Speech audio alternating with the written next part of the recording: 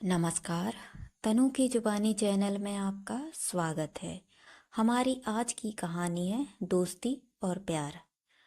अभी मैं final year में हूँ। मेरा एक ग्रुप है। हम 3 लड़कियाँ और 4 लड़के हैं। फर्स्ट ईयर से अभी तक हम सब साथ में हैं। हमारे ग्रुप की हेड मैं हूँ। अपनी तारीफ नहीं कर रही हूँ, लेकिन इस ग्रुप में सब मुझे ज़्यादा मानते हैं। किसी को कुछ भी प्रॉब्लम होती है तो मैं ही उनको सॉल्यूशन देती हूँ, और सारे नियम भी मैंने ही बनाए हैं।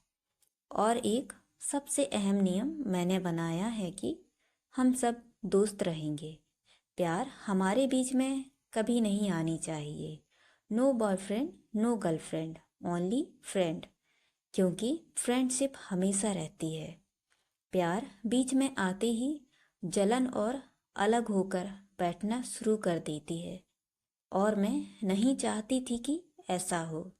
और देखो, 4 साल हो गए हैं हमारी दोस्ती को। मजाल है कोई मेरे नियम को तोड़ दे। किसी को किसी से वैसा वाला प्यार नहीं हुआ है, और हम सब बहुत मस्ती करते हैं, एंजॉय करते हैं, खुश रहते हैं।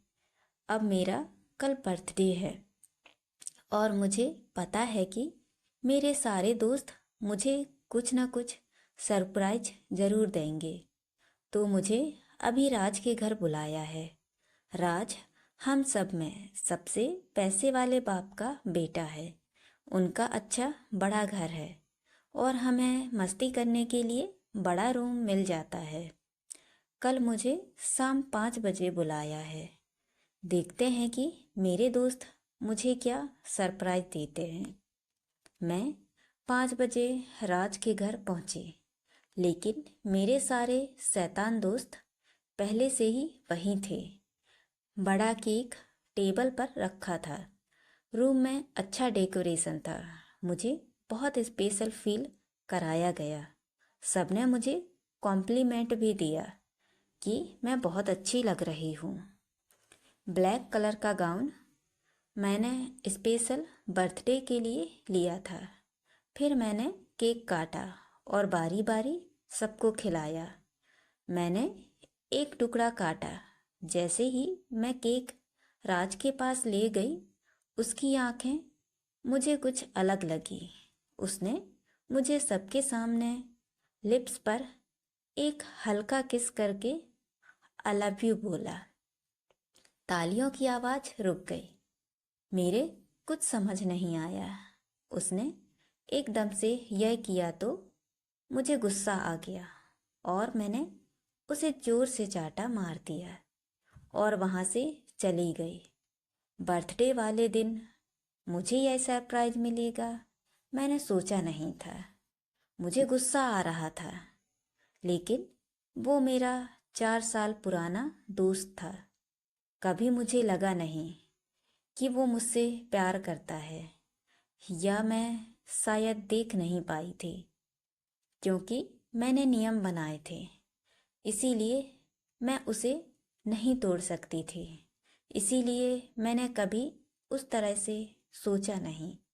रात को मैंने सिया को फ़ोन लगाया और उसको पूछा कि तुझे पता था कि वो ऐसा कुछ करने वाला है। सिया बोली, हाँ, कब से वो तुझे लाइक करता है, पर तेरे नियम की वजह से बेचारा अभी तक चुप था। पता नहीं आज उसमें कहाँ से हिम्मत आ गई। अगले दिन जब कॉलेज गई तब सब बदल गया। मुझे पता था कि जब भी ऐसा कुछ होता है, फिर पहले जैसा नहीं होता है।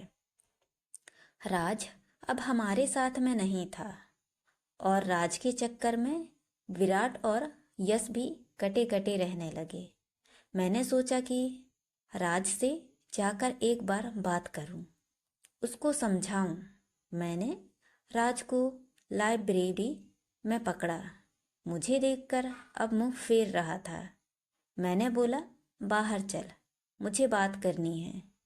वो बाहर आया, और मैंने उसको बोला, क्या हरकत थी वो?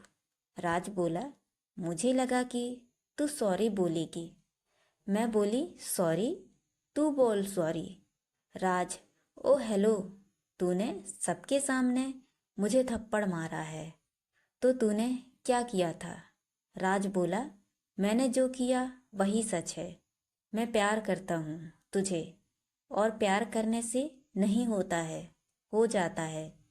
तेरा नियम नहीं काम आया और हो गया, तो उसमें क्या बुरा हो गया? कौन बोलता है कि दो लवर अच्छे दोस्त नहीं हो सकते हैं? हमने ही तेरी बात मानकर तुझे सर चढ़ा रखा है।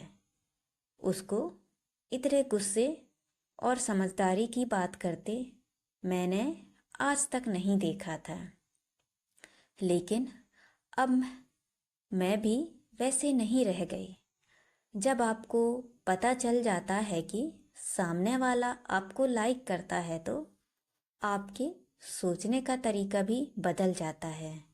अगर आपको वो पसंद नहीं है तो आप उससे बात बंद कर देते हो, और अगर पसंद है तो आप भी उसको लाइक करने लगते हो। और राज तो मेरा दोस्त है। अब मुझे लगा कि मैं भी पिघलने लगी हूँ। मैंने सिया से बात करी। मैंने बोला कि मैं अपने नियम पर नहीं रह पा रही हूँ। उसने बोला, पागल है तू, तेरा नियम तू ही मानती है। तब उस सिया की बच्ची ने मुझे बताया कि सिया और श्रद्धा पहले से ही हमारे ग्रुप में विराट और यश के साथ डेटिंग कर चुकी हैं।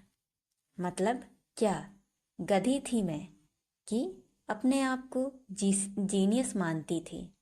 जीनियस तो साले ये सब हैं जिन्होंने मुझे पता नहीं चलने दिया। लेकिन एक बात तो मुझे समझ आ गई कि प्यार के बाद भी हमारी दोस्ती वैसी ही है। कोई लड़का जब आपसे प्यार करता है तो आपको ऐसा लगता है आप स्पेशल हो, खूबसूरत। वैसा वाला मुझे भी लग रहा है। लेकिन अब उस गधे को बताऊं कैसे? मैं तो उसको थप्पड़ मारकर आई हूँ। अभी तक उसको भी पता तो चल गया होगा कि मैं मान गई हूँ, लेकिन अभी भी भाव खा रहा है। मुझे देख नहीं रहा है थप्पड़ जो पड़ा है। फिर मैंने मौका देखकर उसको बोल दिया सॉरी। उस दिन मुझे ऐसा नहीं करना था, अब नहीं करूँगी ऐसा कभी। वो भी बोला सॉरी, मुझे भी ऐसा नहीं करना चाहिए था। मैं भी अब नहीं करूँगा कभी। मैंने बोला क्या? वो पूछा क्यों, फिर क्या करूँ? पागल थोड़ी हूँ जो फिर से थप्पड़ खाऊं। मैंने बोला अब नहीं पड़ेगा, प्रॉमिस। हंसने लगा तो शुरू हुई मेरी भी लव स्टोरी। तो दोस्तों, ये कहानी आपको कैसी लगी? लाइक और कमेंट करके ज़रूर बताएं, और चैनल को सब्सक्राइब करना ना भूलें। तो मिलते हैं अगली कहानी में। बहुत बहुत धन्यवाद।